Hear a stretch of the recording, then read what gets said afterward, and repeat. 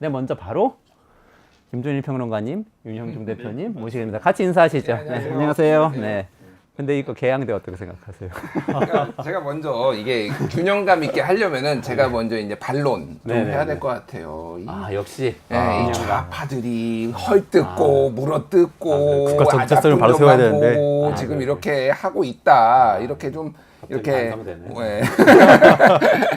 일단은 왜 여기를 하느냐 이거 좀 설명을 정확하게 드려야 되는 거 아니에요. 오세훈 시장이 왜 그때 이거 발표할 때 뒤에 뭐라고 써 있는지 아세요? 태극기 휘날리며 이렇게 딱 써 있어. 배너가 태극기 휘날리며 딱 써 있고 오세훈 시장 양옆에 누가 앉는지 아세요?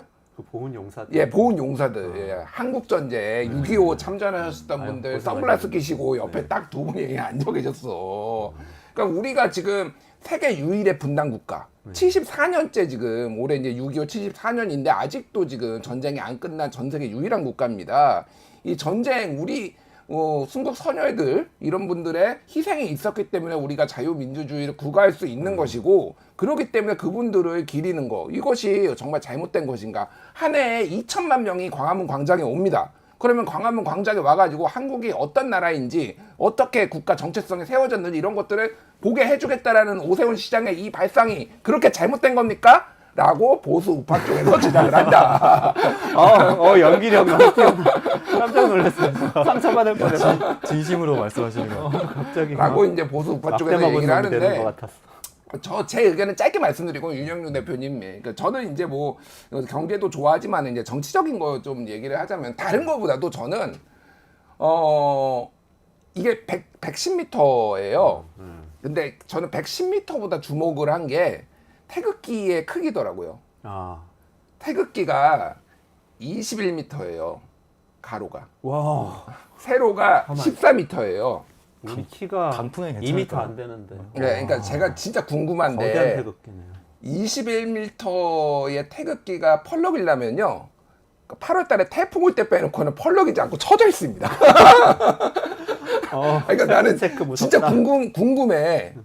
이걸 어떻게 펄럭이게 하지? 계속 그러니까 퍼져 있어. 이렇게 딱 이게 펄럭여야 되는 거 아니야. 이게 일부러 그게 바람을 쏘면 되죠 이렇게 위에서. 미친 짓이죠. 그거. 그러면 100m 위에서 그래서 그거를 바로 이렇게. 그러면 예. 막 100m 높이의 선풍기도 아유 만들어야 우리나라 되는 뭐 거야. 에어컨도 잘 만들고 선풍기도 잘 만드는데 공조 시스템 해가지고 위에서 이렇게 딱 쏘면 되잖아요. 이거는 이게 정상적으로 작동할 때는 한반도에 역대급의 루사 같은 태풍이 왔을 때 이제 정상적으로 태극기가 휘날리고 있는 거야 이게. 이거 미친 거 아니야? 난 그거 아니면은 진짜로 하려면은 발언은 약간 아니 미친 죄송합니다. 거는 좀 그렇습니다. 아니면은 정신이 좀 어떻게 되신 거 아니에요? 쇠로 만들어야 이렇게 돼. 아예 태극기를 국기 천이 아니라 쇠로 만들어서 21m짜리를 이렇게 빳빳하게 만들지 않으면 안 돼. 그러니까 이게 눈에 보이려면은 커야 되니까 21m로 만든 거잖아요. 그럼 21m짜리를 이렇게 이제 해야 된다라는 거예요. 쇠로 해야 되는데 안전 문제가 일단은 굉장히 심각하다. 저는 이거 약간 위험해 보여요. 굉장히 위험해 보이고요.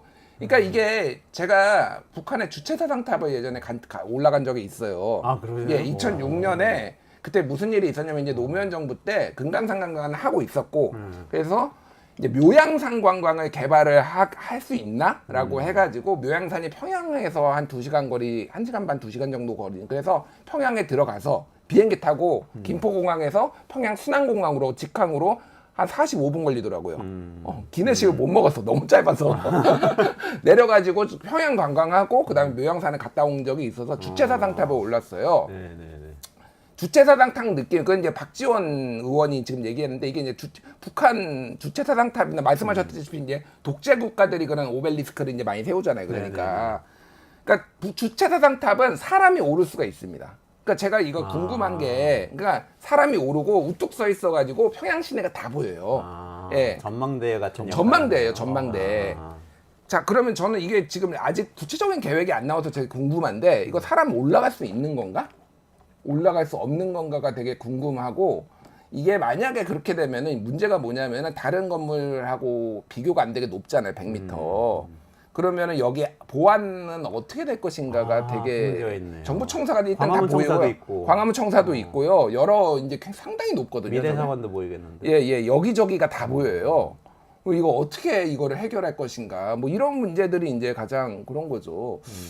돈도 돈인데 저는 110억 원이 아니라 뭐 500억을 써서라도 만들 만한 의미가 있으면은 만들 수도 있다고 봐요. 뭐 시민들 합의가 있으면. 근데 이거는 저는 납득이 안. 지금 제가 말씀드린 것만 해도 해결해야 될 난제가 너무 많아요. 그러니까 지금. 안전 문제, 보안 문제 이런 것만 해도 예, 다른 예. 뭐 국가주의 이런 거 다 빼고 얘기해도 문제가 예, 예. 많다.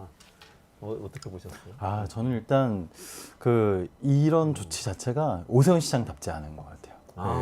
저는 오세훈 시장이 그래도 상당히 좀 세련된 사람이지 않나. 강남 스타일. 강남 스타일에다가 좀 세련되잖아요. 또 예전에는 뭐 꽃미남 심지어 뭐 이거 홍준표 의원이 예전에 이제 뭐 꽃미남이라고 뭐 비판하려고 쓰기도 했는데 이제 세련된 분이라고 생각했고 지금 오세훈 시장 사실 소프트 파워 굉장히 많이 강조하시잖아요. 그런데 가장 구린 게 이념, 국가, 민족 이런 거를 컨텐츠에서 강조하면 그 K 컨텐츠가 어떻게 될까요? 아마 지금 아까 2천만 명의 외국인이 찾는다고 했는데 급감할 겁니다. 급감. 그리고 보통 이제 심리적으로 보면요. 자존감이 좀 떨어지는 분들일수록 보통 그렇게 대외적으로 굉장히 거대한 상징물을 통해서 이제 자신의 그런 자존감을 좀 드러내려고 합니다. 아까 나열하신 국가들, 그 국가들 비하할 생각은 전혀 없지만 우리가 좀 산유국의 위상에 걸맞는 그런 국가 상징물로 좀 세우려는 게 아닌가라는 그런 생각이 좀 들거든요. 그래서 저는 오세훈 시장이 저 오세훈 시장 굉장히 잘한 게 있다고 생각해요. 뭘 잘했냐면은 제가 이제 광화문광장을 근 20년 정도를 이제 쭉 지켜보면서 정말 너무 자주 바꾸는 것에 이제 신물이 났거든요. 근데 안 바꾸시더라고요. 이번 임기 때는. 그러니까 이번에 이제 다시 돌아오셔서는 안 바꾸시더라고요. 정말 잘하고 계신다. 제발 광화문광장 좀 그냥 내버려 둬라. 지금의 상황이 제일 괜찮다. 라고 생각하고 있습니다. 그럼 말씀하니까 네, 생각이 네, 나는데 네. 오세훈 시장을 제가 몇 년 전에 100분 토론에서 한번 만나서 토론을 했거든요. 근데 사실 그 전에 서울시장 하실 때가 아니고 이때는 약간 정치적 낙인 같은 때였어요. 낙선하고 아닌 시절. 국회의원 낙선하고 뭐 이런 공백 기간이었는데 만나서 얘기하는데 이분이 아주 차분하고 굉장히 겸손한 거예요. 그래서 이전에 제가 막 뵌 적이 없이 들은 얘기로는 뭐 이렇게 뭐 너무 고고하고 뭐 오만하고 사람 무시하고 이런다는 편견이 많이 있었는데 사라졌었거든요. 굉장히 모던한 보수 정치인이 될 수도 있겠다. 태도도 괜찮고 그랬는데 지금 이거 너무 안 어울리는 것 같아요. 얘기하시니까 생각이 근데 났어요. 이제 오세훈 시장은 이거는 정치적인 거고요. 그러니까 정치적인 거고 왜 이제 맥락을 그냥 짧게 설명을 드리면은 지금 이제 오세훈 시장은 한번 예전에 서울시장직을 던졌을 때 무상급식 찬반 투표로 본인이 시장직 던졌잖아요. 시장직 네. 걸고 그게 그때 이제 서울시장까지 하고 대선 후보로 돼야 되는데 본인이 젠틀한 모던한 이미지, 뭐 부드러운 이미지 이번에 여론조사 한 거 보면은 비호감도가 제일 낮은 정치인, 저 유럽 정치인들 중에서 그렇기는 한데 보수층의 이거 당내 경선을 통과할 수가 없는 거야. 그러니까 그래서 그때 무상급식도 세게 반대를 했던 이유가 보수층에 소구하기 위해서 나 존재감 있는 사람이요라고 하기 위해서 했다가 한번 망한 거고 이것도 마찬가지예요. 사실은 이게 오세훈 시장을 좋아하실 거예요. 지금 우리가 여기서 떠들고 있는 거. 제발 좀 얘기해달라. 드디어 내 이름이 언급됐다. 이거는 원래 욕 먹으려고 하는 거예요, 사실은. 좌파들이 비판해주면 좋겠다. 좌파들이 말이야 하면서 이제 또 할 거랑 아이가 뭐 이거를 서시민 여론조사에 보면은 제가 보기엔 과반 이상이 반대할 거예요, 이건 분명히. 그럼에도 불구하고 보수층에서 내가 안보를 챙기는 사람이다라는 이미지를 가져가겠다라는 거고, 다만 이제 오세훈 시장이 제가 진짜 진정성이 있으려면 지난번처럼 찬반 투표로 시장직 한번 걸어보시라. 아이고 무리한 요구이십니다. 그러면 내가 진정성 인정하겠다. 한 번 더. 한 번 더. 초유의 사태가 또 나겠네요. 이 이야기도 참 중요한 얘기긴 한데 그래도 우리 정책이 경제다니까 여기까지 정리하시죠. 오세훈 시장의 정치적인 야심을 표현하려고 했으나 잘 되진 않을 것 같다. 이런. 근데 아까 저 전망대는 상당히 참신했어요. 전망대. 주체사상 탑 되는 거잖아요, 진짜. 그래도 서울에 그런 전망대 하나 있으면 참 좋겠다. 모든 시민들이 접근할 수 있는. 그러면은 저는 진짜 죽어도 만들어야 된다라고 하면은 전망대로 만드는 게 맞아요. 안 돼. 하나만 더. 나 이거 보면서 그거 생각났어. 반지의 제왕. 2개의 탑 있잖아요. 2편. 자, 저기 제2 롯데월드 저쪽 타워 하나 있고 광화문에 하나 있고 그래서 투타워야, 투타워. 2개의 탑. 진짜 상징적이다. 재벌과 국가가 지배하는 사회. 재벌과 국가가 국가주의와 재벌주의가 딱 이거 지배하는 거. 투타워. 서울은 그런 도시입니다라고 선언하는 것. 확실한 소프트 파워를 보여주고 있어요. 씁쓸하네요. 씁쓸해요. 오늘 또 중요한 얘기 해야 되니까 예. 살짝 넘어가 보시죠.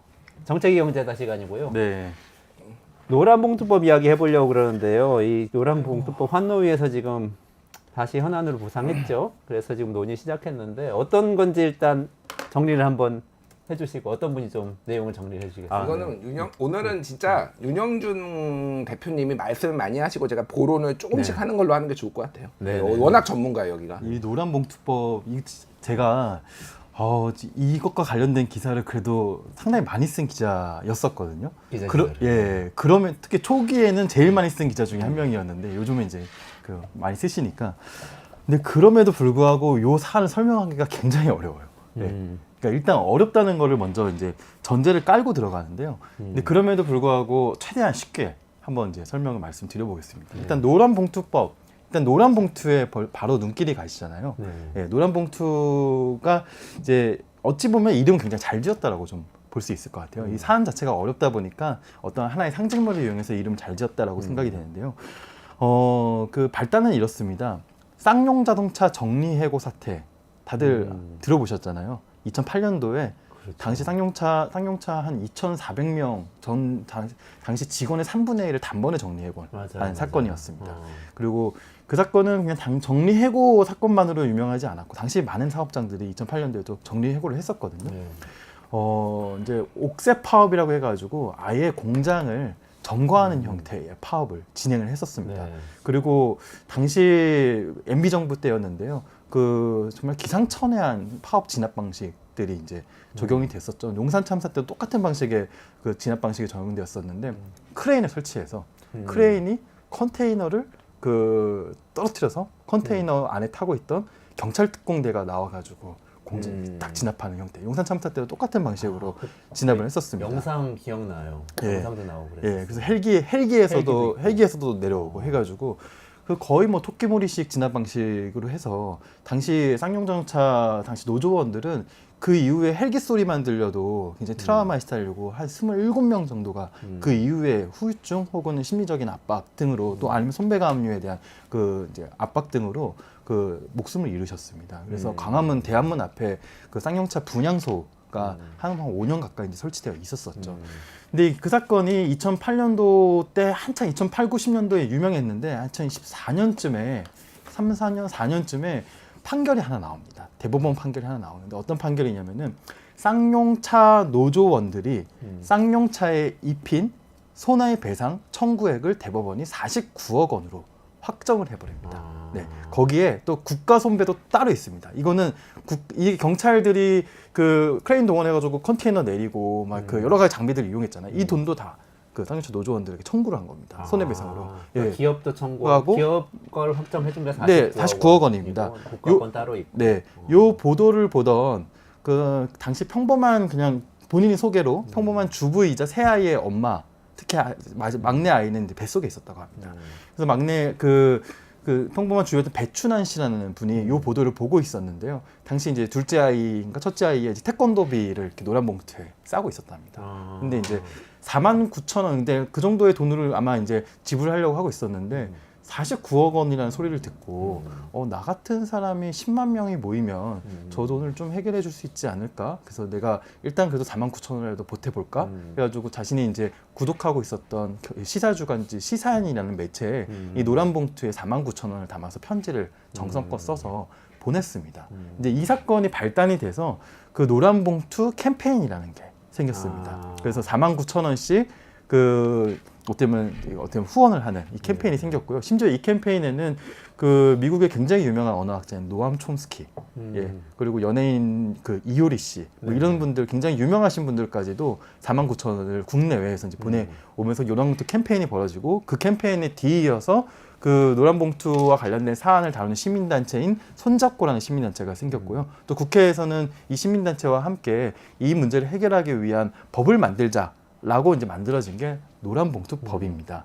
여기까지가 이제 노란봉투에 대한 또 당시의 사건에 대한 설명이었는데요. 근데 이제 이 구조에 대한 설명을 조금 더 조금 이따 드리려면 이제 노동조합 법 2조와 3조와 관련된 내용들을 어떻게 바꿔야 되는지 또 그동안 어떤 문제들이 발생했는지 그건 이제 조금 이따 차차 일단 여기까지 정리해보면 일단 노란봉투법은 그런 연원이 있고 그래서 노동자한테 무리한 손배소를 제기함으로써 이 노동운동이 위축될 수 있는 가능성을 줄이기 위해서 어쨌든 입법되는 그런 취지를 담은 법이란 말씀이죠. 그러니까 네. 저 이제 유영준 대표님이 잘 이제 설명해 주셨고요. 제가 유영준 대표님의 의견에 반대하는 부분이 딱 하나가 있어요. 네이밍이 잘 됐다고 하는데 저는 네이밍이 완전 안 된, 잘못된 거라고 생각을 해요. 왜 그러냐면요. 제가 예전에 뭐 정의당 분들이나 심상정 대표 만나서도 얘기를 하고 민주당에서도 얘기를 했는데 노란봉투법이라고 해야 되면은 이렇게 구구절절 설명을 해야 돼요. 이게 이제 법안이 노동관계법, 노동조합 및 노동관계조정법 뭐 이제 개정안이 있고 또 이제 방금 얘기했었던 뭐 이제 두 가지로 쉽게 돼 있어요. 하나는 뭐냐면은 손배소를 과도하게 노조한테 사측이 제기하지 못하게 한다라는 거예요. 그러니까 사측한테 불법이 있어서 규칙 사유가 있으면은 뭐 노조가 좀 약간 손해를 입히더라도 그거 특히 개별 노조원한테 해가지고 괴롭히는 거 이거 좀 하지 말아라. 사람 계속 자살하고 지금 몇억 원씩 해가지고 평생 괴롭히려는 거니까 이거 못하게 해라. 해외에도 사례가 있다라는 거 한 축이 있고 또 한 축은 뭐냐면은 우리나라 하청 노동자가 1,000만 명인데 이 1,000만 명에 대해서 지금 그 이제 대우조선에서 그 저번에 해양에서 지금은 이제 하나로 넘어갔지만 거기에서 이제 그러니까 하청 노동자가 파업했었잖아요. 그때 본인은 이제 몸에 가두고 그러니까 쇠창살로 맞아요. 가두고 네. 용접해가지고 네. 직접 교섭을 못 하게 돼 있으니까 완전 무책임하고 방치되고 있으니까 하청 노동자도 원청 그 중간에 낀 거 이거 빠지고 원청하고 직접 교섭할 수 있게 해줘라. 요게 이제 두 축이에요, 사실은. 이게 두 개가 다른 사실상인데 이걸 묶어가지고 노란봉투법이라고 하는 건데. 이렇게 설명을 해야 돼요. 노란봉투법이라고 하면은. 그러니까 사람들한테 와닿지가 않아요. 그래서 제가 이거를 뭐라고 했냐면은 방송에서도 얘기를 하고 사람들한테 직접적으로 와닿는 네이밍을 해라. 그래서 내가 만약에 이거를 법을 이제 어차피 이게 법은 따로 있는 네, 거잖아요. 법 이름 따로 김영란법처럼 있죠. 뭐 따로 있는 거잖아요. 그러니까 하청 권리법 이런 걸로 해라 차라리. 하청이 권리를 찾을 수 있는 법안으로 하면은 우리나라의 하청 노동자가 1,000만 명, 뭐 정확하게 모르겠으나 뭐 500만에서 1,000만이라고 하면은 그 사람들이 직관적으로 이해할 수 있다. 근데 노란봉투법이라고 하면은 이해하기가 첫 번째 어렵고 이게 가장 제가 보기에는 민주 진보 좌파 진영의 문제인데 감상주의가 있어요 특유의. 예, 그리고 시혜성이 있습니다. 시혜성. 예, 노란봉투 도와준 거잖아요. 권리는 직접적으로 본인이 나서서 찾는 거고요. 네. 노란봉투는 우리가 옛날에 도와줬으니까 계속 도와주겠다라는 거예요. 그렇지, 그러니까 소위 말해서 노동자들이 주체적으로 자주적으로 네. 이렇게 할 수 있는 게 아니에요. 이 법안의 이름을 보면은. 그래서 네. 저는 이런 감상주의를 벗어나라. 그리고 직접적으로 다이렉트로 이거를 뚫어야 된다라고 해서 예전에 이런 내용은 좀 그러니까 곁다리긴 한데 그래서 네이밍부터 저는 잘못됐다 이제 이런 말씀을 드리겠고요. 그러니까 뭐 이제 좀 이제 구체적으로 들어가면 이제 다시 유영진 대표님이 하실 텐데 두 축이에요 사실은. 이거는 두 개가 법안이 사실은 묶이면은 저는 안 된다라고 개인적으로 봅니다. 이거는 따로따로 하는 게 맞다라고 봐. 이거를 묶어서 노란봉투법이라고 하는 게 조금 문제가 있다 개인적으로는. 예. 일단 지금 굉장히 중요한 포인트는 다 나온 것 같고 예. 그러니까 이런 순서로 한번 얘기해 보면 어떨까요? 일단 이게 대통령한테 한번 갔다 거부권 행사돼가지고 다시 가는 건데 요 정치적인 상황에 대한 얘기를 약간 좀 해주시고 그 다음에 요 노란봉투법에 지금 말씀하신 내용 제가 알기로는 한 가지 포인트가 더 있어요. 이 쟁의의 범위 확대한 부분이 있는 그 세 가지에 대해서 하나하나 좀 짚으면서 그렇죠. 정리하고 끝내면 어떨까요? 예, 네. 그렇죠. 그럼 일단 이 프로세스가 궁금해요. 그러니까 야당 주도로 21대 국회에서 한번 본회의 통과돼서 갔잖아요, 대통령한테. 거부권 행사했잖아요. 근데 지금 22대 국회가 되면 그게 다시 발의할 수 있는 거예요? 아니면 내용이 바뀐 건가요? 어떻게 되는 다시 거예요? 발의할 수 있죠. 똑같은 내용으로도 발의할 수 있고요. 네. 내용 좀 바꿔서 발의할 수도 회기가 있고요. 바뀐 거니까 네. 아예 똑같은 내용으로 할 수도 있고 네. 사실은 회기가 바뀌지 않고 같을 경우에도 조금 바꿔서 원래 합니다. 네. 그러니까 지금 최상평 특검법도 이번에 만약에 대통령 거부권하고 제2요구권 제2 이제 의결 통과 못 하잖아요. 또 할 거예요. 이름 바꾸고 뭐 하나 조항 넣어가지고 또 하고 또 하고 또 하고 3년 내내 할 거예요. 그러니까 그런 식으로 이제 이것도 될 가능성이 있어요. 네. 그리고 지금 이번에 노란봉투법은 그리고 21대 노란봉투법하고 같은 건가요? 이번에 환노위 이번에는 뭐 내용이 거의 차이가 없다라고 알고 있습니다. 거의 네. 차이는 없고 그러면은 대통령은 또 거부권 행사를 할 걸로 보세요? 어떠세요? 예고하고 있습니다. 거부권 어제 그러니까 저도 최근 들어서 거의 처음 보는 현상인데 입법 청문회라는 게 자주 열리고 있어요. 네네네. 입법 청문회. 최상병 특검법도 입법 청문회, 전세사기 특별법도 입법 청문회, 노란봉투법도 어제 입법 청문회가 열렸습니다. 원래 청문회라고 한다면은 그러니까 저도 기자 시절에 정말 많이 청문회 취재를 했었는데 그 대부분의 청문회는 인사청문회였거든요. 네네네. 누구 뒷조사. 예. 그러다 간혹 쌍용차 청문회라든지 이런 청문회, 그건 조사 청문회라고 합니다. 네. 보통 조사 청문회나 인사 청문회가 열렸는데 근데 국회법 자세히 찾아보니까 입법 청문회는 열 수 있는 근거 규정이 있더라고요. 있었는데 안 열었었던 안한 거고. 거예요? 예. 그래서 이번에 입법 청문회를 굉장히 잘 활용하고 있습니다. 어떻게 보면은 그 여론 조성도 하고 뭐 이슈 제기도 하고 어떻게 보면 저는 바람직한 현상이라고 좀 보여지고요. 그래서 입법 청문회 때 그래도 이제 책임 있는 사람들이 나와서 이 법에 대해서 이제 얘기를 할 수 있는 그런 절차가 마련된 것이었고 이미 국민의힘 의원들이 야당 단독으로 또 이번 그 입법을 추진하는 것은 거부권 마일리지를 쌓는 것이다라는 표현을 이미 하셨어요. 네. 그렇기 때문에 국민의힘에서는 그러면 뭐, 거부권 예. 행사하는데 대통령을 지지하겠다 이렇게 지지할 뿐더러 뭐 이 사실상에 거의 그렇게 조율되고 있는 게 아닌가. 거부권 마일리지 쌓는다 이런 절차들도 거부권 마일리지 쌓는다라고 표현을 했으니까요. 지금 노동부 장관 이정식 장관이 나와가지고 발언했던 게 입법 청문회 자리에서 그렇습니다. 얘기를 네. 했던 건가요? 그건 뭐 바람직한 현상인 것 같아요. 제가 미국에 있을 때 보니까 미국 하원에서는 상원이든 하원이든 계속 그 입법 관련된 히어링을 하더라고요. 청문회 계속 하는데 우리나라는 청문회 하면 다 인사청문회 해가지고 뭐 누가 부동산을 어디에 투기했고 뭐 이런 얘기만 해서 선진화되려면 뭔가 입법 청문회 해야 되겠다 이런 생각을 소통치고 했는데. 누구 잘못한 거 찾아내고 그렇죠. 네, 그것만 근데 지금 주로 뭐 하죠. 그래도 바람직한 활동을 하고 있는 거네요. 국회에서. 국회 파행의 사이드 이펙트죠. 이게.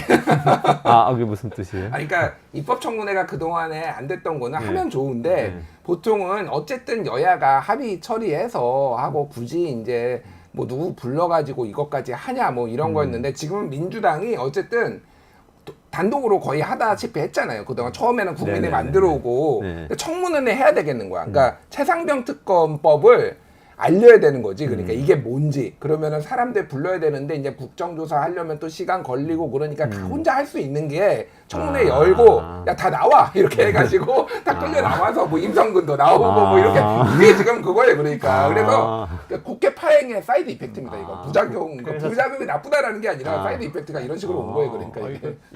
이게 파행의 사이드 이펙트일 뿐만 아니라 원구성을 촉진하는 사이드 이펙트도 생기고 있어요. 실제로 그 이제 여당이 지금 돌아왔잖아요. 네, 예, 네, 그리고 7개 상임위원장 맡겠다고 했는데 제 생각엔 아마 입법청문회가 이게 줄줄이 잡혀 있는 게 영향을 미치지 않았나. 원래 국회가 파행으로 있으면은 그렇네. 국회에서 나올 기사가 별로 없습니다.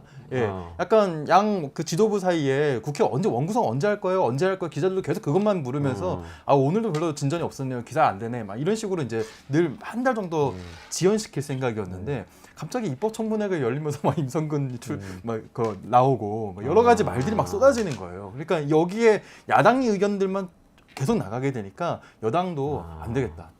들어와야겠다라고 생각하게 된 거. 제가 보기엔 그렇게 추측하고 있습니다. 그리고 최상병 특검 같은 그런 어떻게 보면 정치적 사안뿐만 아니라 이런 노란봉투 특법 같은 정책 사안에 대해서도 야당 단독으로 막 장관 불러다가 이렇게 논의하고 이런 모습이 그렇죠. 어떻게 보면 이제 여당에 대한 압박도 된다 압박이 이런 되죠. 얘기네요. 그렇죠. 그거는 머리를 잘 썼네요 민주당에서. 뭐 바보들은 아니니까. 근데 지금 숫자상으로 어떻게 되는 거예요? 이게 지금 야당이 191석이면은 192석. 192석인가요? 그러면은 108대 192. 이번에 통과시키고서 거부권 행사하고 국민의힘이 반대하면 그럼 또 폐기되고 이렇게 되는 건가요? 근데 사실 192석의 모든 야당이 다 찬성하는지는 제가 확인을 못 해봤는데 네. 개혁신당 의원들은 반대할 수도 있어요. 이거. 아. 이거는 약간 그러니까 이게 예를 들면 최상병 특검 같은 경우에는 그런 거죠. 그러니까 이거는 그것도 이제 보수의 가치가 안 본데 어떻게 그렇게 할 수 있느냐라고 해서 거의 이제 뭐 보수 성향이든 뭐 진보 성향이든 다 하는 건데 이거는 정확하게 보수의 가치, 우리가 전통적으로 생각하는 보수의 가치와 이게 좀 이제 그러니까 대립되는 거라고 보면 될 것 같아요. 그 전에도 그런 논쟁이 있었고 지금도 이어지고 있기 때문에 그래서 뭐 어쨌든 안 돼요. 제가 보기엔 어쨌든 안 될 가능성이 높은데 이거는 좀 이제 뭐 밀어붙이는 걸 좀 보여주는 것 같고 그래서 지금 아까 전에 이제 설명을 하셨지만은 이제 쟁점이 이제 크게 이제 세 가지인 거죠. 세 가지. 네. 하나는 무리한 손배소를 못하게 하는 거. 그리고 하나는 하청이 자기 중간에 자기 이제 고용한 뭐라고 하죠? 그 회사, 그러니까 인력 회사 같은데 이런데 파견회사. 파견회사하고 하면은 거기 파견회사는 맨날 그 얘기하거든요. 우린 권한이 없다.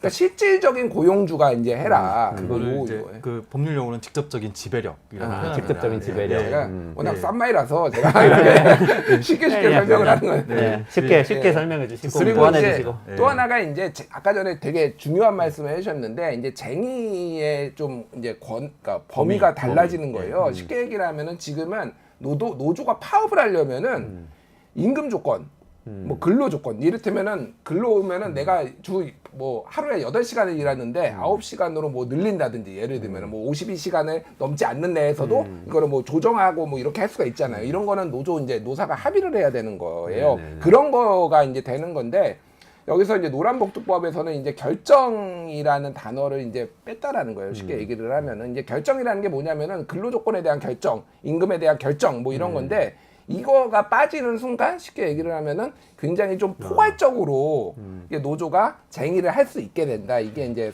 요거 요거 예, 잠깐만요. 정의 설명을 저기 이제, 예, 법조문을 하나씩 이렇게 띄우면서 그것도 말씀해 좋은데요. 주세요. 그 법조문 그 문구도 사실 쉽지 않아서 정말 쉽게 설명 한번 드려보겠습니다. 네네네. 일단 노란봉투법 크게 이제 두 가지로 나눠서만 설명하면 될 것 같아요. 네. 하나는 그동안의 많은 쟁의 행위들이 불법화되었다는 거예요. 예, 합법적인 쟁의 행위의 범위가 굉장히 좁았다는 건데 물론 여기는 이견의 여지는 분명히 있을 수 있습니다. 그런데 이제 방금 말씀하신 대로 쟁의 행위를 하려면 쟁의 행위의 정당한 목적에 따라서 해야 되는데 그 목적이라는 것이 지금 노조법 2조에 규정되어 있죠. 근로조건 이라고 규정되어 있는데 근로조건은 임금, 근로시간, 복지, 해고, 기타 대우 등에 대한 근로조건이라고 되어 있잖아요. 자, 여기서 한번 제가 퀴즈를 내보겠습니다. 정리해고는 여기 들어갈까요? 안 들어갈까요? 임금, 근로시간, 복지, 해고가 있으니까 정리해고 들어가지 않나요? 그렇게 생각하기가 쉽잖아요. 네. 해고는 개인적인 해고니까. 네. 예, 개인적인 해고들이 합친 게 정리해고니까요. 네. 놀랍게도 정리해고는 저 문항에 들어가 있는 근로조건에 들어가지 않습니다. 아. 네, 그게 이제 대법원 판례입니다. 아, 예. 그거 왜 그렇죠? 정리해고는 경영상의 결정이기 때문에 아. 근로조건이 아니라고 네. 결정을 한 겁니다. 그러니까- 사실 그 판결의 논리적 근거 자체가 꼼꼼히 따지면 굉장히 좀 그 문제가 많은 판결인데요. 그러니까 제가 질문인데 그러니까 정리해고는 사실은 할 수 있는 요건이 회사가 이제 어려워서. 경영상으로 어느 정도 그 뭐 이제 손실을 본다든지 이게 이제 조건이 있잖아요. 어쨌든 그렇습니다. 거기에 네. 조건이 충족만 되면은 쟁의 행위 대상이 안 되고 일방적으로 할 수 있다라는 거죠. 그러니까 근로조건에 해당돼야지만 쟁의행위를 할 수 있는 건데 그 정리해고는 근로조건에 해당되지 않는다라고 그렇죠. 판결한 겁니다. 아. 근데 그 논리를 쓰면서 그 논리의 그 내용은 결국에 노동권과 경영권이 충돌할 때 무엇이 우선하느냐에 대한 그 대법원 판결문이 있거든요. 근데 어떤 그 논리적인 구조를 갖추고 있냐면 경영권과 노동권이 충돌할 때는 경영권을 우선하는 것이 맞다. 그래서 경영권을 회사가 위기 상황에 경영권을 우선해야 회사가 다시 살아나서 결과적으로도 노동권이 보장되는 것이기 때문에 그래도 경영권을 우선해야 되고 그렇기 때문에 노조법상의 정의 규정에 근로조건에는 정리해고가 들어가지 않는다라고 판결을 내리고 있습니다. 사실 놀라운 판결이에요. 그러면 예를 예. 들어서 내가 일을 못하니까 나가주세요 해서 해고가 됐으면은 이거는 노조에 가가지고 이거 제가 부당하게 해고됐으니까 같이 싸웁시다 그래서 쟁의를 할 수가 쟁의할 있다. 수 있습니다. 근데 예. 그게 아니고 회사가 어려워서 나가주세요 예. 그러면은 쟁의를 할 수가 없다. 이렇게 그것도 된다는 정리해고는 한 2,000명, 3,000명 한 번에 많은 수를 해고하는 것이니까 경영상의 결정이라고 보는 것입니다. 아, 그렇구나. 그래서 이 노란봉투법의 그 지금 역사적 연원을 보면요, 한 그 옛날에 이제 배다로 열사라는 그 두산중공업 옛날에 한국중공업 노동자분이 분신 자살하시면서 시작됐거든요. 2000년대 초반에요. 근데 그 이후로 많은 분들이 이 문제 때문에 이제 어려움을 겪었었는데 그 초반의 문제를 겪은 것과 지금의 문제를 겪은 것들이 많이 다릅니다. 초반에는 민영화, 정리해고 그리고 쟁의행위의 그 양태에서 뭐 일부 폭력행위가 있었다라고 하면 전체 쟁의행위가 불법화되어 버립니다. 그래서 이런 것들이 문제였는데요. 최근에 다시 노란봉투법이 재점화된 것은 말씀하신 대로 하청업체의 근로자들이 하청업체가 상대를 해주지 않는 거예요. 네네. 그러면 실질적 지배력이 있는 원청에 가가지고 항의를 하고 원청에 가서 쟁의행위를 하려고 하는데 그게 바로 불법화가 되어 버리는 겁니다. 그래서 실질적인 지배력을 가지고 있는 사업자라고 보는 규정을 이 노조법 2조에 넣은 겁니다. 아, 그건 또 네. 그 다른 항이네요. 아까 보여드렸던 그 2조 5항은 쟁의의 범위에 그가 정리해고는 포함이 안 됐었는데 정리해고도 포함되도록 만든 것이다. 이렇게 설명해 주시면 예, 그래서 쟁의행위의 목적에도 정리해고, 민영화, 사업구조 재편 뭐 이런 것들도 다 포괄할 수 있는 형태로 예전의 논점들도 지금은 발생하고 있지만 예전의 논점들도 언제든지 다시 문제가 발생할 수 있으니 그 부분도 보완하는 내용이 담겨 있고요. 그리고 하청업체 근로자들도 실질적인 사업주들이 성실하게 교섭을 하도록 하는 내용들까지도 담겨 있는 거예요. 사업자의 범위를 확대하는 내용까지도 같이 담겨 있는 겁니다. 저 조항에 보니까 근로기준법 몇 조 몇 항에 의한 해고 그것도 포함한다라고 써져 있는데 그렇습니다. 그게 정리해고인가 맞습니다. 보네요. 네. 그런데 그 좀 이정식 장관이 얘기하는 논리도 상당 부분 타당합니다. 뭐라고 왜냐면요, 얘기했죠? 이정식 장관은 이런 법이 사실상 필요 없다는 거예요. 예, 왜 필요 없냐면은 아니 하청업체의 사업주가 성실히 교섭하면 된다. 그리고 그런 문화를 확립해 나가면 된다는 거예요. 잠깐만요. 네. 지금 하청업체 사업주가 교섭하는 건 또 다른 조항이죠. 지금 말씀하셨던 거는 쟁의 행위의 범위를 얘기한 거고. 쟁의 행위의 범위가 있고 그다음에 사용주는 2조 2항인가요? 그 앞에 그렇습니다. 그러니까, 네. 그러니까 실질적 지배력을 행사하면 사용주를 본다. 네, 그렇습니다. 그걸 이제 네. 삽입하자는 네. 그런 내용들 담고 있습니다. 네네네. 네. 그래서 그 이정식 장관은 그러니까 사용자의 범위 확대에 있어서는 그러니까 노사 간의 문화가 그러니까 하청업체 사업주도 성실히 교섭하게 하고 또 그 이제 어떻게 보면 노동자들도 바로 원청으로 뛰어가지 말고 하청업체 사업주에게 따지고 예, 이런 식으로 해가지고 그 또 하청업체가 그 자신들의 노동 환경을 그 개선하기 위해서는 또 원청과의 또 교섭력을 또 하청업 사업주 간에 예, 그런 이제 협상도 하고 약간 이런 식으로 작동을 하는 게 맞다. 하청업체 노동자들이 원청의 사업주를 상대로 교섭하게 하는 것은 뭐 이게 이제 노사 간의 구조상 맞지 않다라는 입장을 또 가지고 있는 것이거든요. 그러니까 제가 이 손배 가압류 문제가 왜 이렇게 설명하기가 어렵냐라는 생각을 많이 하다가 발견한 게 있습니다. 왜냐면은 이거 모두 우리 거부권 아까 얘기했잖아요. 이 모두가 이 자제를 하지 않는 것의 문제입니다. 자제. 그러니까 우리에게 모든 권한이 다 있다고 해서 그 권한을 100% 120% 쓰려고 하지 않잖아요. 예를 들어 대통령의 거부권, 대통령의 사면권 이런 것들도 그 100% 120% 지금처럼 남용하면 안 되는 겁니다. 마찬가지로 왜 이 문제를 설명하기 어렵냐면은 다른 나라에 비슷한 사례가 없거든요. 그러니까 다른 나라의 민사상의 손해배상을 쟁의행위만 한해서 제한하는 형태의 입법을 하지 않습니다. 그러니까 민사상의 손해배상, 누군가 손해배상을 불법적으로 행위를 통해서 손해를 안겼으면 배상을 청구할 수 있는 겁니다. 그게 쟁의행위라고 예외를 두면 안 되는 거죠. 그거는 세 번째 예. 사안인 거지. 지금 아까 말씀하신 첫 번째, 두 번째 말고 하청업체 말고 원청업체도 책임을 져야 한다. 여기까지 일단 가고 네. 그 다음에 손배소 관련된 손배소 내용이죠. 관련된 내용 그거는 중에서도 자제를 안 한 거죠. 지금. 네. 그 하청업체 그것도 관련된 근데 것도 아예 사실은 그 운용의 문제인 거예요. 네, 그건 노조법 3조에 들어가 있는 내용인데요. 지금 3조의 개정사항에 있는 것도 사측이 무조건 100% 청구를 못하도록 되어 있지는 않습니다. 그거는 사실 우리의 민법상의 가장 구조를 해치는 것이기 때문에 네네네. 제한적으로 행사하고 개인에게 개인은 그 이 노사 의사 결정 과정에 자연스럽게 참석해가지고 한 것이라면 개인에게 청구하는 걸 제한한다. 약간 이런 정도의 유보적인 조항들을 담고 있는 것이지 원천적으로 노동자들에게 청구를 하지 못하게 한다. 막 이런 내용들은 없습니다. 그러니까 뭐든지 그 민사상의 손해배상 청구라는 것은 그러니까 이게 어떻게 활용되고 있냐면요. 이 법기술자들이 사실 문제예요. 법기술자. 이게 저거는 진짜 잘 해석이 안 되는데 개정안이 어떻게 개정된다는 건지 지금 말씀하신 그 파트는 네, 조항 자세히 보면요. 근데 뭐 조항의 구체적인 문구들을 뭐 하나하나 설명드리기보다는 조항의 문구들은 그러니까 예를 들면 이런 거예요. 제가 그러니까 우리 회사가 갑자기 민영화가 된대요. 네, 민영화가 된다 그래가지고 그 갑자기 한 사업부를 없앤다.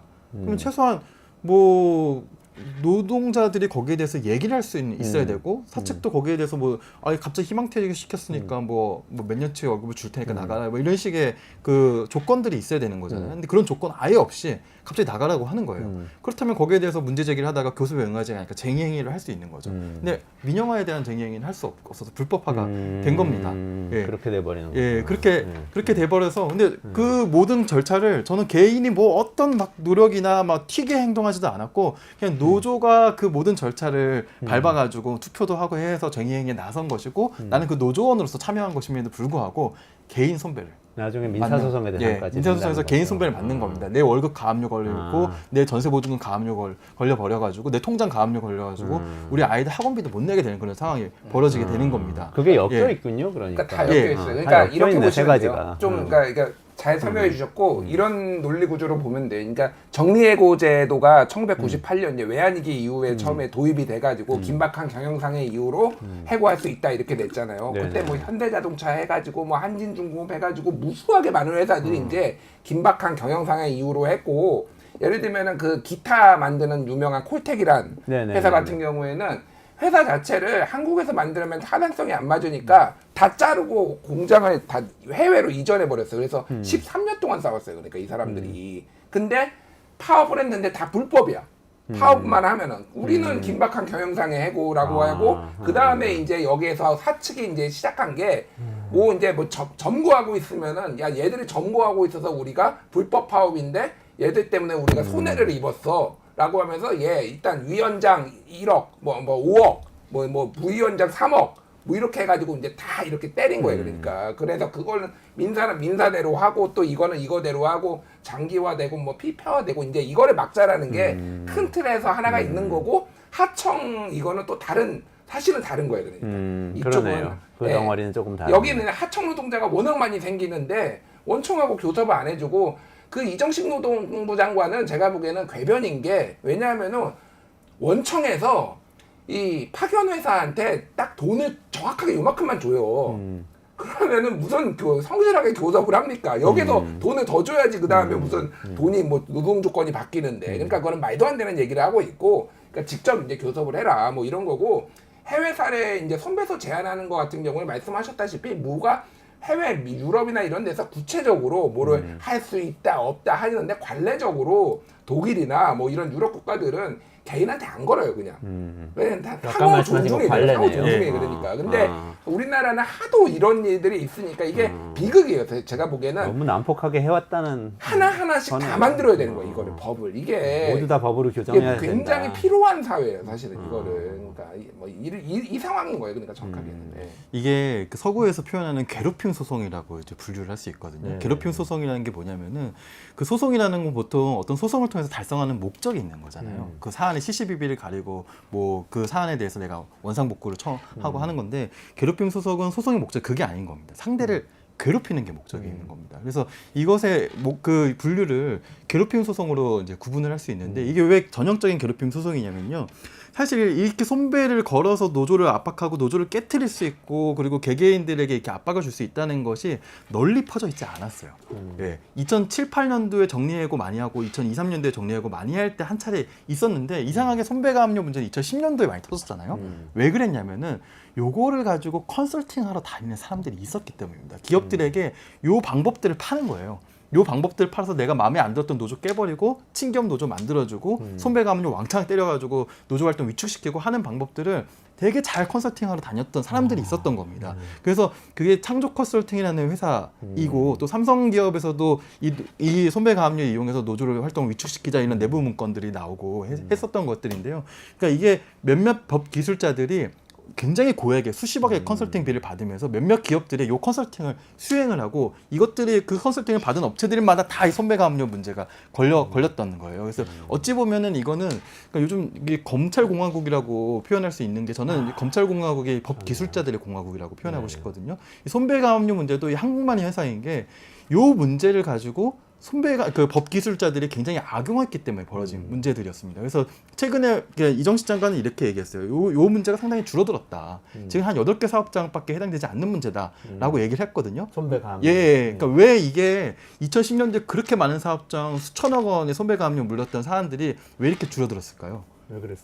노란봉투법 논의가 나오기 시작하고 이게 뭐 실제로 통과도 되고 그리고 요거를 이런 식으로 악용하는 기업들이 욕도 먹고 심지어 기업들은 이 소송을 취하해주고 싶다는 겁니다. 그러니까 요 노란봉투법에 담겨 있는 내용 중에 하나가 이 사용자 면책도 있거든요. 이게 요거 하나 굉장히 중요하니까 말씀드리고 싶은 게 사용자 면책이 뭐냐면은 지금 사용자들은 오히려 소송을 취하하고 싶어도 배임죄로 주주들한테 소송에 걸릴까봐 취하를 못 해주고 있다는 거예요. 그러니까 이게 워낙 이제는 이런 식으로 괴롭힘 소송을 하면은 자신들도 욕먹고 기업 이미지도 나빠지기 때문에 소송을 취하하고 싶은데 내가 이걸 소송을 취하면 주주들에게 배임죄로 소송을 걸릴까봐 그게 두려워서 못한다라는 이제 대답들을 하고 있다는 겁니다. 그래서 그 부분을 면책하는 조항도 이번 노란봉투법에 같이 넣었거든요.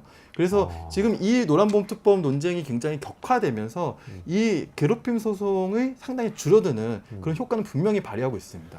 그러니까 입법을 하지 않아도 입법 추진으로 입법이 효과를 내고 있는 것이죠. 굉장히 큰 얘기네요. 그러니까 지금 이야기는 배임까지 들어가잖아요. 그럼 지금 저 밸류업 정책에서 얘기하는 그 배임죄 폐지하자는 얘기하고 또 맞물려 있네요. 그것도 이게 이 기업의 주주하고 노동자 사이에 이해관계가 충돌할 때는 어디를 먼저 우선시해야 되느냐 여기에 대한 결정이 그러니까 있네요. 뭐 이제 대체적으로 이제 다 설명을 해주셨고 기업하고 이제 재계 입장도 좀 이제 전달이 돼야 될 것 네네네. 같아요. 그러니까 뭐 당연히 반대하고 있고 경총에서도 계속 이제 반대 성명 내고 있는데 쉽게 얘기를 하면은 그러니까 두 가지가 다르다고 그랬잖아요. 하청이 이제 파견회사가 아니라 원청에 직접적으로 요구를 하게 되면은 지금 하청들 뭐 1,000만 명 있는데 다 대고 일어날 거다. 그러면은 우리나라 지금 가뜩이나 경쟁력 지금 딸리고 있는데 이거 너 난리 난다. 한마디로 우리 경쟁력 다 죽는다라는 게 이제 러프하게 얘기했지만 이게 이제 경총의 논리, 재계의 논리이고 아주 저는 틀린 얘기는 아니라고 봐요, 사실은. 아주 틀린 얘기는 틀린 얘기라고 예, 뭐 시간이 많지 않지만 아주 일단 틀린 마지막 포인트로 딱 한번 말씀하시고 반박하겠습니다. 반박하시고 네. 정리하겠습니다. 아주 이제 틀린 얘기는 아니라고 보는 게 물론 이제 우리나라가 가지고 있는 이 정규직과 비정규직의 어떤 임금 격차 이게 이제 심각한 사회 문제기는 해요. 그거는 사회 문제기는 한데 이 이제 파견제도라는 제도 자체가 이제 불합리성이 있는 것도 저도 인정을 합니다. 그런데 그럼에도 불구하고 이게 직접적으로 교섭을 모든 거를 하게 되면은 그러면은 이게 의미가 없어져요, 사실은. 이 지금 이 제도 자체가 파견은 그러니까 이 제도 그거를 다 없애는 게 가능한 것인가에 대해서 저는 아주 현실적인 의문이 있는 거예요. 그러니까 어쨌든 이게 제도적으로 자리가 잡혀 있고 그래서 그러니까 저는 제한적으로 뭐 이게 줄 수는 있다고 봐요. 어떤 뭐 특정한 상황이 있어서 단계적으로 이렇게 줄 수는 있는데 무조건 문제가 생기면은 원청부터 찾아가 가지고 할 수 있게 하는 게 이게 효율적인가? 맞나? 좀 이런 지금 생각이 드는 거죠. 뭐 그러니까. 일리가 있을 수 있네요. 일단 네. 그 좀 말씀하시죠. 저는 이제 노란봉투법이 뭐 파견을 없애자거나 아니면 무조건 원청부터 찾아가자라는 법은 아니라라고 먼저 말씀드리고 싶고요. 왜냐하면 찾아갈 수 있다와 무조건 찾아가는 건 다르거든요. 이거는 찾아갈 수 있다. 그 상대를 그 상대에게 쟁의행위를 할 수 있다라고 규정하고 있는 겁니다. 그래서 물론 할 수 있으면 먼저 찾아갈 수도 있지 않느냐라는 반론은 충분히 가능하고요. 저는 이렇게 생각합니다. 이게 노란봉투법이 사실 무리한 손배소를 이렇게 하는 것들을 좀 자제하자라는 취지잖아요. 그렇다면은 지금 전 세계 무리한 손배소를 사업주들이 하는 나라들이 없습니다. 한국 빼고는요. 예, 그 나라들은 다 그러면 그 좀 소송 천국이고 무슨 그 쟁의행위 파업 천국이고 그런가요? 왜냐면은 이 노동 3권과 노동법의 디자인 설계가 그렇게 허술하지가 않습니다. 이게 또 손배소를 그 좀 제한한다고 해도 사업주들도 굉장히 강력한 권한들을 갖고 있어요. 일단 뭐 월급 주고 있는데 그 쟁의행위에 나서면 직장 폐쇄를 할 수 있거든요. 이 쟁의행위와 직장 폐쇄는 둘 다 굉장히 제일 강한 수단들입니다. 이 두 수단이 힘의 균형을 이루면서 전 세계의 노사 균형이 이루어지고 있는 거거든요. 네, 한국만 이게 거기는 예외라고 지금 볼 수가 없어요. 두 분이 의견이 일치한 것 같아요. 근데 네. 아까 그 원청업체에게 실질적인 지배력이 있으면은 사용주로서 인정한다. 이 부분은 어떻게 보세요? 그건요, 뭐 이제 원청업체들도 우리 실질적 지배력 없었다라고 하면서 또 이제 그 법원으로 갈 수도 있는 것이거든요. 그래서 그 원청업체에게 따질 수 있다라는 조항만으로 뭐 그렇게 문제가 생긴다고 생각하지는 않습니다. 예. 네, 여기까지 딱 정리를 해야 될 것 같아요. 이게 강정수 박사님도 기다리고 계시는데 조금만 기다리시면 제가 구글을 넘어설 수 있는 AI, 퍼플렉시티에 대해서 강정수 박사님하고 AI 시대에서 말씀드릴 텐데요. 오늘 정리는 일단 노란봉투법에 무리한 손배 가항류 못하게 하는 건 어쩔 수 없이 사측에서 그 조항을 너무 남용을 해왔기 때문에 그건 저는 제한해야 된다고 봐요. 제한해야 된다. 이거는 두 분이 의견 일치하시는 것 같고. 근데 이 말씀하시는 거 보니까 김준일 평론가님 말씀하신 대로 두 개를 법을 분리해서 좀 추진을 했으면 어땠을까 싶은 생각도 드네요. 완전 다른 선배성을 내용이에요, 통과시키고 사실은. 지금 네. 또 논란이 있는 부분 좀 더 논의하고 이런 생각이 드는데 여기까지 말씀하시고 우리 또 저는 애국 보수입니다. 네. 전향하셨어요? 원래 애국 보수. 얼굴 천재라면서요? 얼굴은 포기하고 보수로? 국가의 그 경제를 생각하는 애국 보수입니다. 알겠습니다. 그럼 얼굴 천재 애국 보수 김준일 평론가님과 윤영중 랩2055 대표님과 여기서 인사드리겠습니다. 조금만 기다리시면 강정수 박사하고 돌아올게요. 고맙습니다. 네, 감사합니다.